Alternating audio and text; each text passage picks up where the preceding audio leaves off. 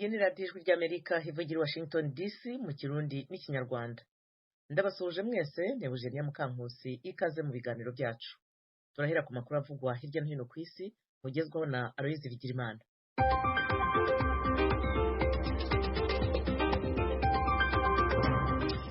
Mwaramutse Eugenia, imbere yo kuja ku mugabane wa Afrika reka tuyahere mu karere k'ibiyaga bine vya Afrika. Mu karere mu Burundi abategetsi ejo ku munsi wa kane bavuze ko igikorwa igipolisi kirimo cyo kwegeranya abasegerereza mu gisagara ca Bujumbura kitazohagarara kugeza bose bakuwe muri ayo mabarabara. Urunani FENADEB rw'amashirahamwe akingira agateka k'abana mu Burundi ruvuga ko abasegerereza hafi 300 hamwe n'abana bo mw'ibarabara aribo bamaze gufatwa hagati y'imisi ya gatatu hamwe n'ejo ku munsi wa kane.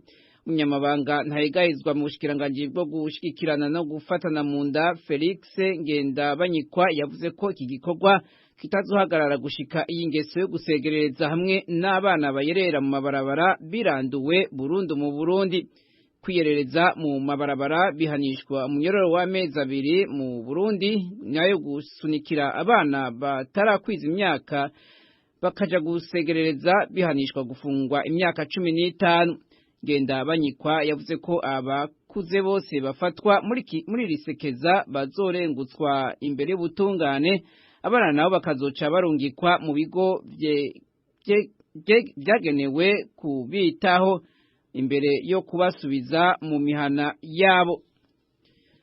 Muri Afrika, umushikiranganje wa mbere wa Ethiopia Abiy Ahmed yavuze ko yiyemeje kurwanya kandi agatsinda umuhari wiyemeje guhabuza abo mu bwoko bw'aba Oromo witwa Oromo Liberation Army canke OLA mu mfunyafunyo y'icongereza.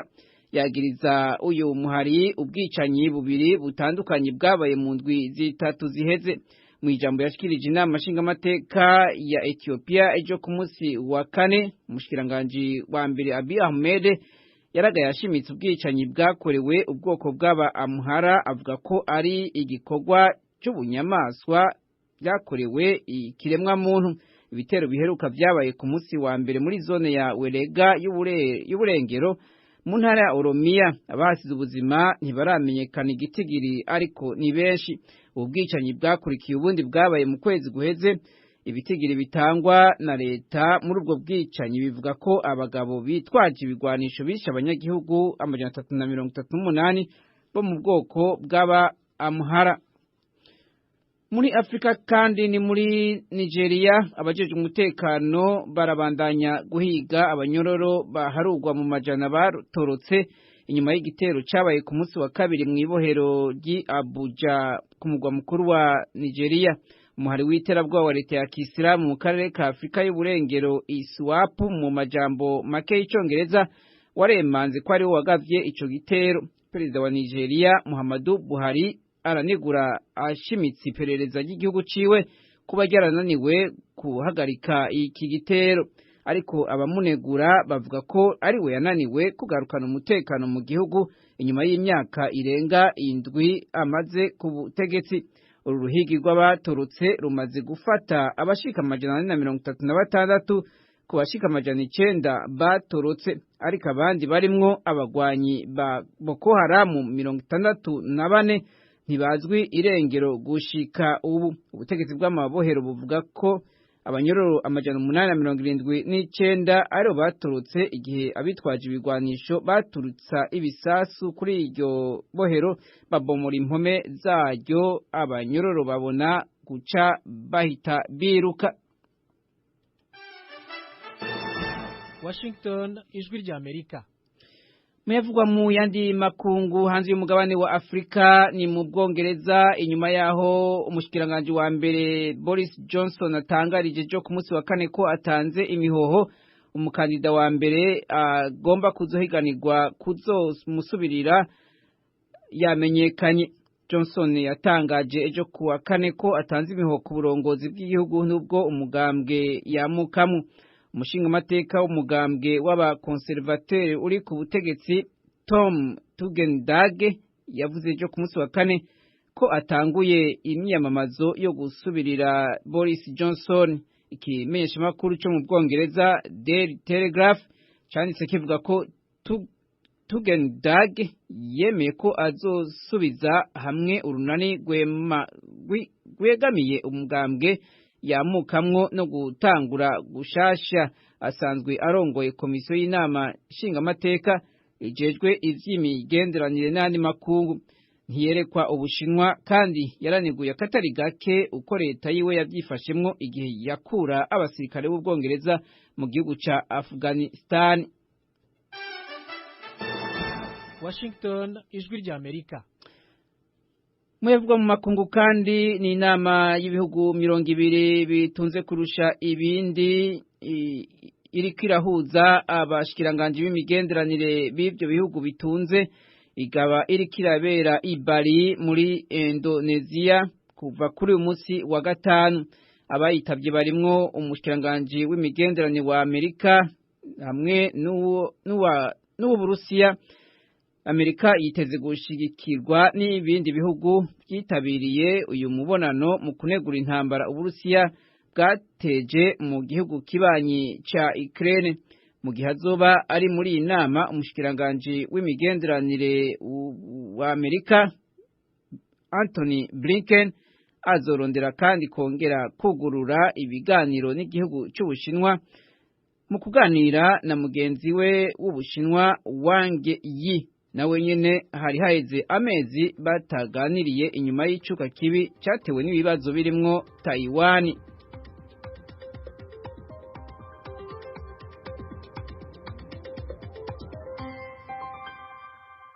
Aloys Bigirimana urakoze kutugezaho aya makuru avugwa hirya no hino ku isi.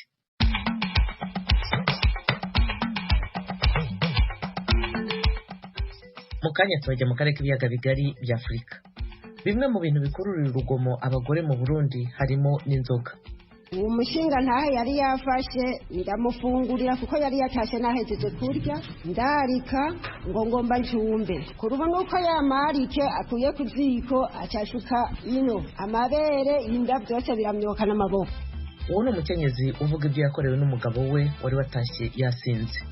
Tukiri mu Burundi, Perezida Evariste Ndayishimiye ejo yavuguruye ibiro by'ubuvugizi bwe. Impirimbanyi y'uburenganzira bwa muntu Aimable Karasira uzaramba ejo yishinganye ku rukiko rwisumbuye rwa Nyarugenge mu Rwanda. Ayo makuru hamwe n'ayandi twabateguriye ni mu kanya ku buryo burambuye, mugume hafi ya radiyo yanyu.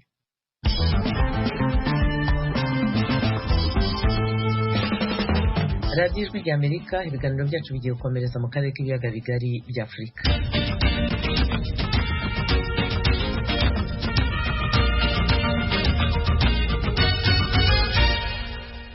Duhere mu Rwanda, impirimbanyi y'uburenganzira bwa muntu Aimable Karasira uzaramba uregwa ibyaha bya jenoside ejo yishinganishije ku rukiko rwisumbuye rwa Nyarugenge.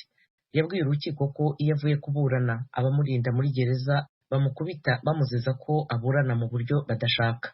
Eric Bagirubusa yari mu cyumba cy'iburanisha.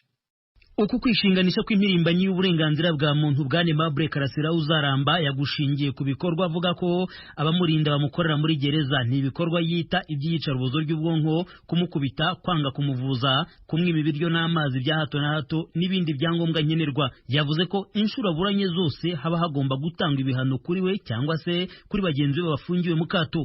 Karasira yabwiye urukiko ko kubw'umutimanama we yumva ntacyo yishinja ku byaha aregwa. Yavuze ko bwaheruka mu rukiko yageze kuri gereza ubuyobozi bwayo bumubwira ko yaburanye ibitari byo. Yavuze ko amajwi n'amashusho byafashwe n'itangazamakuru uwo munsi byamushyize mu kaga gakomeye. Yavuze ko byabaye intandaro yo gukubita mugenzi we atavuze mu mazina bamumena amatwi. Karasira avuga ko byamuhahamuye bimwibutsa ibyo yahuye nabyo muri jenoside yo muri 1994. Yavuze ko kubwe kubera atahawe umwanya wo kubonana n'umwunganira mu mategeko ngo bategure urubanza atagombye kuba yaje kuburana. Gusa ku bwa bagenzi be bafunganywe barimo Cyuma Hasani ngo bamwinginze yemera kuza agamije ko bwacya kabiri. Karasira yabwiye umucamanza ko ibyo abona muri gereza biteye isoni n'agahinda. Mu mboni ye ntaho bitaniye n'ibyo yabonye muri 1994. Yavuze ko arindishwe utubunda dutoya twa masotera tuba dufitwe n'abantu bambaye sivili kandi ngo arabatinya cyane. Avuga ko we na bagenzi be bake bafungiwe ahantu hihariye. Yabwiye umucamanza ko nagira icyaba bizaba byagambiriwe kuko mu magambo ye afungiwe aho umwana arira nyina ntiyumve. Ubushinjacyaha buvuga ko Karasira aburana ibyaha by'ubugome bityo ko bitamubera impamvu zo gufungurwa by'agateganyo. Uregwa yasubije ko niba anafite ubugome ari umusaruro w'amateka asharira umuryango nyarwanda wanyuzemo. Yavuze ko nta gukina ku mubyimba umuntu ufite ibibyimba kandi ko hari ababyitwaza bakarenganya abandi ntaho bahuriye nabyo. Yabwiye urukiko ko asigaye yiyumvamo impinduka mu mubiri ko bishoboka ko hari ibindi gereza imuha. Ati hari n'utuntu natangiye kwiyumvamo bashobore kuba bampereza kutuzi. Yabwiye urukiko ko uburyo afashwemo bigaragaza ko adashobora kurekurwa na rimwe. Yavuze ko ubuyobozi bwa gereza bwemeza ko bufunga ariko hakagira n'izindi nzego zigena uko bafunga. Karasira yabwiye urukiko ko nibikomeza bityo azasaba kwikura mu rubanza wo kuguma mu bintu yita ikinamico. Avuga ko bishoboka ko azi n'imyaka azafungwa. Yavuze ko ibyaha byose aregwa bitari ukuri ariko anasaba ko binashobotse bamwica hakiri kare aho gukomeza kumugaragurira muri gereza.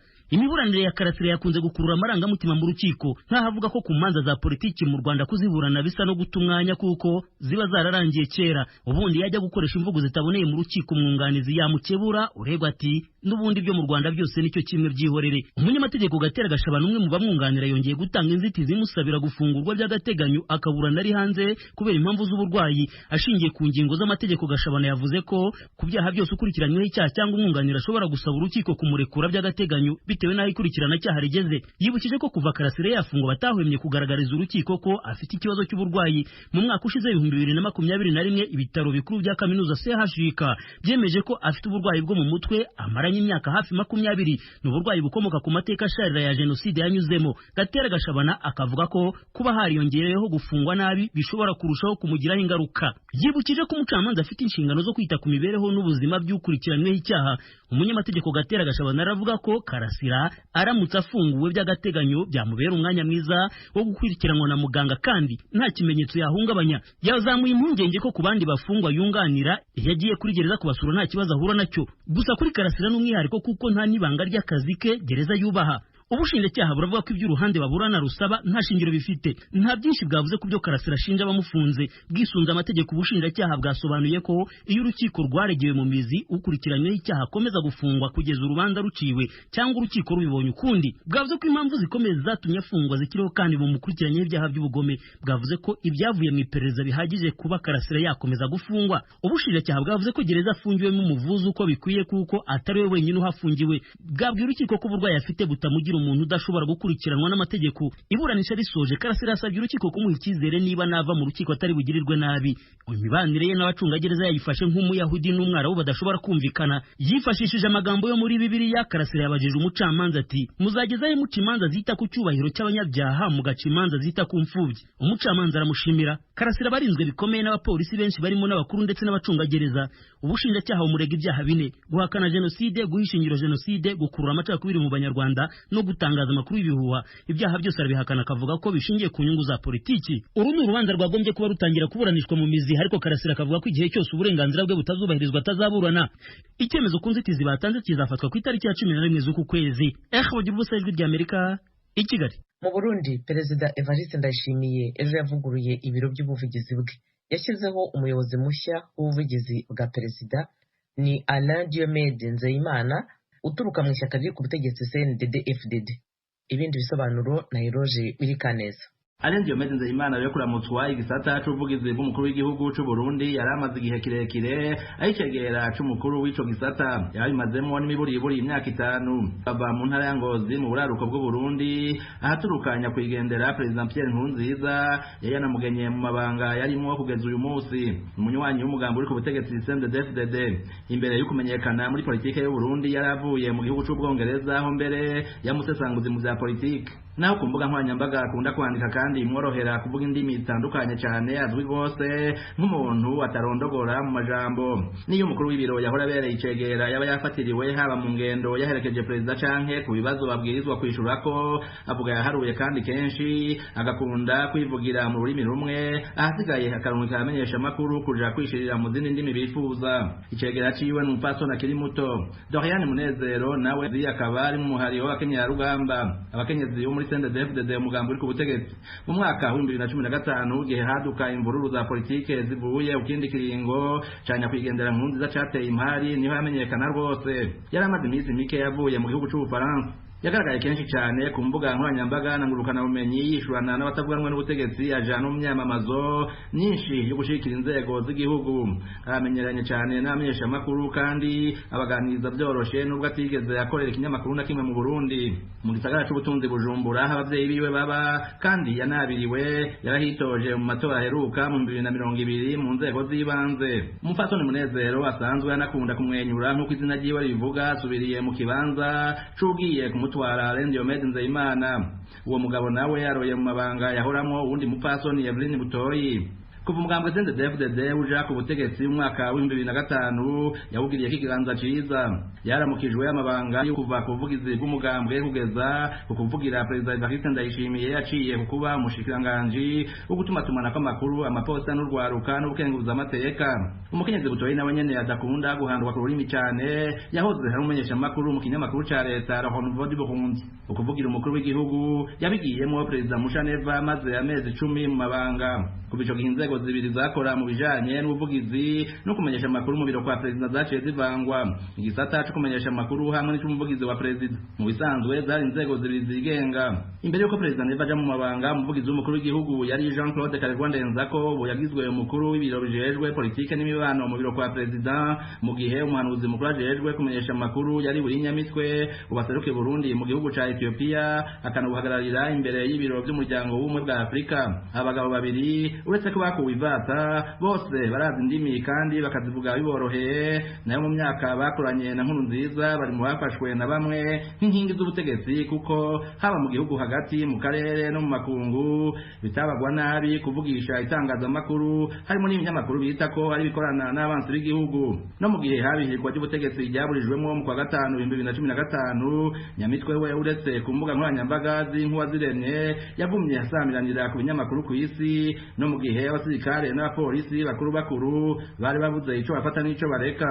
Byari bigoye cyane ko Eveline Butoyi ahonyora mu makanda ya Nyamitwe cyane, ariko kandi n'ayakarerwa ugereranije n'uburambe bari bafise. Ni kumwe mu begereye CNDD-FDD atashimye ku mwidondoro w'imenyekana yatubwiye. Undi umenyesha amakuru mu Burundi yakorera hanze y'igihugu nawe asanga n'ubwo Diomede Nzeyimana ashizwe mu mabanga yo kuvugira Perezida Ndayishimiye bitazomworohera, kuko asanzwe atari imvuzi kandi atagononokerwa rwose kwishura ku bibazo. Ariko hari n'abandi bibaza ko umukenyezi Butoyi yahora avugira umukuru w'igihugu cy'u Burundi yo bagiye guhabwa yandi mabanga, ubona ko kuva ava mu itangazamakuru uwo mukenyezi yatwaye inama mpanuzwa jambo ya komine Mugongomanga mu ntara ya Bujumbura mu Burengero atarigera ahemukirwa na CNDD-FDD.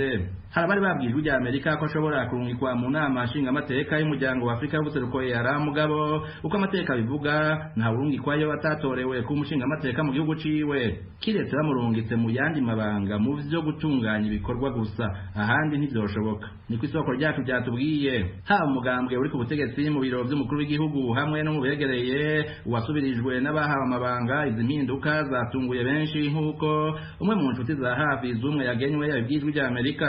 Eroje uri kaneza, ijwi rya Amerika.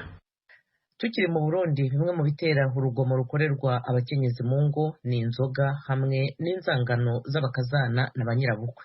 Ibyo bivugwa na bamwe mu bagabo nyuma yo guhabwa amahugurwa n'ikigo Humura. Inkuru ijwi rya Amerika yabateguriye ifatanije n'abanywanyi bayo mu Burundi, murayigezwa na mugenzi wacu Thierry Vendayishimiye uri Kigali mu Rwanda. Nkuko bivugwa na bamwe mu bakenyezi bahuye n'amabi akorerwa mu ngo hagati y'abubakanye, hari igihe bituruka ku kaboregwe ku bagabo bamwe nayo igihugu Sofia umukenyezi wo muri komine Giheta intara ya Gitega avuga ko gukubitwa n'uwo bubakanye mu gihe atashe yahimbye inzoga byari nk'ibya misi yose, kandundura byagiye kuja habona igihe umugabo wiwe amusutse kwa amazi ya marike agasha umubiri wose. Kuvaho ikigo Humura gitanguriye gacitura umushinga ntahe yari yafashe ndamufungurira kuko yari yatashe nahejeje kurya, ndarika ngo ngomba ncumbe kurubu nuko yamarike akuye kuziko acashuka ino amabere inda byose biramyoka n'amaboko. Ndakuraniwe Ernest umunega wa Sofia na y'igihugu nawe nyene ntahakana ibyo yakoze, akavuga ko ibyo byose yabiterwa n'akaboregwe kandi yemeza ko uno munsi abyicuza. nari umuntu unyoye inzoga yari nkore mu bindi gukore mu bantu kanambeshera kabisa barahurikira nyene barambikwa twaturinga tw'ubumaramare nyene two kujana mu gasho kuza gutererayo uwo mwabanye aragoye barasaba humura ngo tabara mu mumborohoreze yemwe yashaka barambohoza. Inyuma yo gukorera amabuwo bubakanye, Ernest Ndakoraniwe yahavuye afatwa n'inzego z'ikigo Humura, ikigo citaho gutuza amabi akorerwa mu ngo kiri mu gisagara ca Gitega kugira ngo kimuhane. Inyuma y'impanuro yahawe n'abatangamuco b'ico kigo n'inyuma yo gufungwa amezi 3, Ernest Ndakoraniwe avuga ko uwo bubakanye yamubabariye kandi uno musi ibintu bimeze neza mu rugo, akongera ko n'iterambere mu by'ubutunzi ryaciye ryiyongera. Uno mukenyezi wo mu ntara ya Muyinga nawe tutashimye gutanga umwirondoro wiwe avuga ko yakorewe amabi atandukanye n'umugabo wiwe abitumwe na inabukwe atigeze ashaka kwaza mu rugo rw'umuhungu wiwe. Ibyo yakorerwa byose kwari ukugira ngo ateyomoke, ariko yagumye ahagaze kuri ya mvugo y'ikirundi ngo niko zubakwa. Nabayeho nubatse n'umufasha wanje, umuntu agaca gutegeka ko ucuri ku mutwe hasi akarangura icakuvanye kwa so na nyoko, wewe amaboko n'umutwe uri hasi nawe ari hejuru, hamwe ubugingo bwiwe n'ubwanje buriko burahura numva ubwiwe umengo bugarukiye mu kanwa. Uwo mukenyezi yahavuye atsinda ubwoba yitura ikigo Humura. Uno musi kikaba kiriko kiramufasha kwitura ubutungane, kumuvura ku mutima no ku mubiri no mu kumuha ibindi byankenegwa kugira ngo abeho kuko yomotse atanagahuza ajanye. Muganga Aridamana ariyo arongoye ikigo Humura avuga ko bafise ibisata byose nkenegwa kugira ngo bafashe ababitura. Abo bantu iyo batwituye rero tubafasha ibyo byose bakeneye kugira ngo gusubira agatera. Ikigo Humura ni ikigo gikwiye, aho turafiseyo abaforoma baca bafasha abituye ndetse n'abaganga bafisemo mu opeji inyamiramabi ikifasha ko ibintu byose uwahohotewe n'uwafashe ku nguvu abakeneye turabifise mu kigo Humura tubimufasha. Ikigo Humura cyatanguje mu mwaka wa 2012 ku mfashanyo y'ishami rya ONU gitaho ineza y'abakenyezi FENUAPE. Kuva tuguruye imiryango haraciye imyaka 10 kimaze gutunganiriza abacitura barenga gato 11,000. Muri abo 2,460 akaba ari abagabo bakorewe amabi n'abagore babo. Leta ya Tanzania ihamagarira impunzi z'abarundi gukurikiza neza amategeko y'igihugu bahungiyemo no gutsimbataza amahoro n'umubano mwiza hagati yabo n'abaturanyi kugira ngo leta igabanye ibihano barimo gufatirwa muri iki gihe. Bihamagarira impunzi gutaha nubwo ku bwazo zibona ko icyo zahunze kitarakemuka. James Joven abafitiye inkuru. Iyo ngingo yemezwa n'umuyobozi wa leta ya Tanzania ashinzwe impunzi mu ntara ya Kigoma Bwana Hashimu Igwe mu nama n'abanyamakuru yabereye muri komine Kibondo kuri uyu wa kane, nyuma yaho HCR heruka guhamagarira leta ya Tanzania guhagarika agacinyizo n'ibihano yama yatanze ku mpunzi z'abarundi kugira zitahe naho bitemewe n'amategeko agenga impunzi. Bwana Igwe yavuze ko zimwe mu mpunzi zahunganye ibigwanisho zikora ibitero mu nkambi no mu baturanyi bigatuma umutekano uhungabana, konona ibidukikije, kwica inyamaswa mu mashamba y'ibikoko ari hafi y'inkambi, kutumvikana n'abaturanyi no gutoroka inkambi baja mu bindi bisagara vya Tanzania ari bimwe mu bibazo bituma leta ishakisha umuti wo gutahukana impunzi zose. Mkimbizi anatakiwa aheshimu sheria za nchi. Kama mwananchi mwenyewe anaweza kuheshimu sheria za nchi, na mwenyewe mgeni ndio lazima aheshimu. Impunzi hose ituye bisabwa ko ikurikiza amategeko y'igihugu yahungiyemo. Barabakiriye kuva mu mwaka w'igihumbi kimwe majana 1972. Minsi yose twarabana neza, ariko izi mpunzi zo muri iki gihe ziragoye cyane. Abene gihugu barakurikiza amategeko y'igihugu cyabo, hako impunzi yo yahonyanga. Ibihano bariko barabona bivana n'ubugabe bwabo. Barabakiriye neza, ariko hari abaje bazananye n'ibigwanisho. Kimbizi bampokea lakini atakiwa ikimbia na silaha. Yumvikanishije ko leta ya Tanzania isanga atabuhungiro bwa minsi yose bubaho, gusa buri kintu gifise amaherezo yaco. Mu gihe igikorwa cyo gutahukana impunzi zose kitarashika, yasavye impunzi gukurikiza amategeko yose yagenga impunzi mu korohereza leta ya Tanzania kugira igabanye ibihano byo kuburabuza impunzi. Sababu kila kitu huwa kina mwisho. Kimbizi ni kitu cha muda, sio cha kudumu. Kubera buri kintu gifise amaherezo yaco, ubuhungiro ni ikintu c'umwanya muto, si ca minsi yose. Kubw'ivyo leta ntirahindura ingingo yayo. Minsi yose duhimiriza impunzi zitahe zija kubaka igihugu cyabo. N'abarongozi badukuriye minsi yose bose n'ico gikorwa bakora. Gusa dusaba impunzi gukurikiza amategeko y'igihugu bahungiyemo. Tumekuwa tukiwahimiza waende wajenge nchi yao. Naho biruko hafi igice kimwe kwijana nibo hanini bagirizwa guhungabanya umutekano no kudakurikiza amategeko y'igihugu bahungiyemwo, abageze mu zabukuru, abagendana ubumuga, abana hamwe n'abakenyezi. Kenshi usanga batekanye mu nkambi mu gihe ico bahunze kitarakemuka. Kubw'iyo mpamvu basaba leta ya Tanzania gukora amatohoza akwiye kugira bareke gufatira ibihano impunzi zose kandi ataco zagirizwa. Dusabye ikigongwe ko twokuma amashi imbere ya nyakubahwa. Abava ngaha bagenda bata bavuye mu nkambi bababaye bagasaba bata amaguru bagenda muri Kenya, muri Malawi. None nka twega batama ntitugira ico tugifata. Nta maguru tugira, nta nahuri tugira. N'ugiye mbere mu maguru yiwe mu mahera yiwe barafatira mu nzira n'urwaye afisi bakanyaga. Ahubwo ni kuri ngorane tubonye mu gihugu cyo mu buhungi. Ni muyumva turira muyumve tugira imana. Twebwe impunzi kabisa turababazwa no kubona ibi bihano turiko turafatirwa, bakaza bakatudurumbanya kuko turi mu gahinda ntangere gatangaje. Mu bitigiri dukura ku gipolisi muri komine Kibondo, hafi impunzi 70 zirafungwa mu gasho buri mwaka zagirizwa amakosa atandukanye harimo guhungabanya umutekano, gutoroka inkambi n'ubusuma bukabije. Naco ni kimwe mu bibazo bituma leta ya Tanzania